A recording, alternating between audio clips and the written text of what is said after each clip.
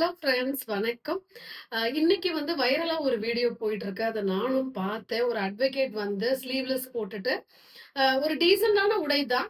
அதுல வந்து ஒரு காய்கறி மார்க்கெட்ல யாரும் அலோவ் பண்ண மாட்டேன்றாங்க. எப்படி இது மாதிரி ஒரு ஆடையில நீங்க வந்து வரலாம்? அப்படின்லாம் நெறைய கொஸ்டின்ஸ் கேட்கறாங்க.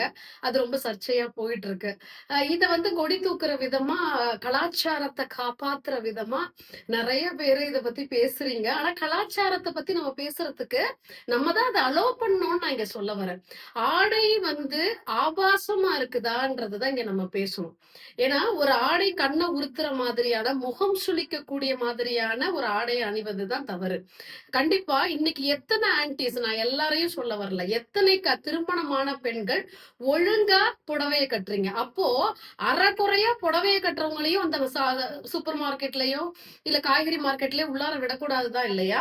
எத்தன பெண்கள் தான் இடுப்பு தெரியிற மாரி, தொப்புள் தெரியிற மாதிரி, ஜாக்கெட் பிதுங்கிட்டு நிக்கிற மாதிரியான, எல்லாருடைய கண்கள உறுத்துற மாதிரியான அந்த புடவையே யாரும் இன்னைக்கு ஒழுங்கா உடுத்தல. புடவை தான் இருக்கிறதுலயே அதிக ஆபாசமான உடையா உடுத்துற ஆட்களும் இருக்காங்க. சோ அவங்களையெல்லாம் நம்ம எதுவுமே பெரிய கலாச்சார சீர்கேடுன்னு நம்ம பேசவே இல்ல. ஆனா ஒரு தமிழ் பெண் ஒரு மாடல் ட்ரெஸ் போடுறா, ஆனா டீசென்ட்டா போடுறா. ஆனா தமிழ் பொண்ணா இருந்துட்டு நீ வந்து கலாச்சாரத்த மீறிட்ட அப்படின்றதுதான் இந்த சமூகம் பேசுறதா நான் பாக்குறேன். அப்படி நீங்க சொல்றதா இருந்தா கலாச்சாரத்த அனுமதிச்சதே நம்ம தான். எவ்வளவு நார்த் இந்தியன்ஸ் நம்ம தமிழ்நாட்டுக்கு வராங்க. அண்ட் வந்து மலையாளிஸ் வராங்க. சோ அவங்க எல்லாரும் வந்து இங்க மாடல் ட்ரெஸ் போடுறத பார்த்ததுக்கு அப்புறம் தான் தமிழ் பெண்களுமே மாற ஆரம்பிச்சாங்க.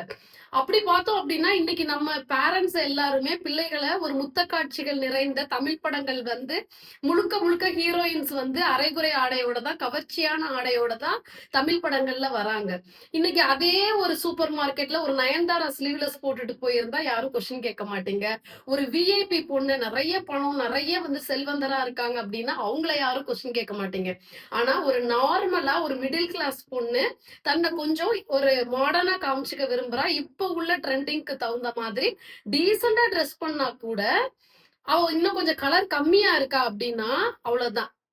அந்த தமிழ் பொண்ணு எப்படி வந்து நீ வந்து ஒரு மாடர்ன் உலகத்துக்கு நீ மாறலாம் அப்படின்றதுதான் இன்னைக்கு கேட்கக்கூடிய கேள்வியா இருக்கு. அப்படி பார்க்க போனா இதை கேட்கக்கூடிய அனைத்து ஆண்களுமே உங்க வீட்டுல உங்க பெண்கள், அதாவது உங்களுடைய மனைவிகள் ஒழுங்கான புடவை உடுத்துறாங்களா, அந்த புடவைய வந்து ஆபாசமா உடுத்தாம இருக்காங்களா அப்படின்னு பாக்குறதும் கண்டிப்பா தேவைன்னு சொல்ல வரேன். ஏன்னா புடவையிலயுமே இன்னைக்கு ஆபாசம் இருக்கு.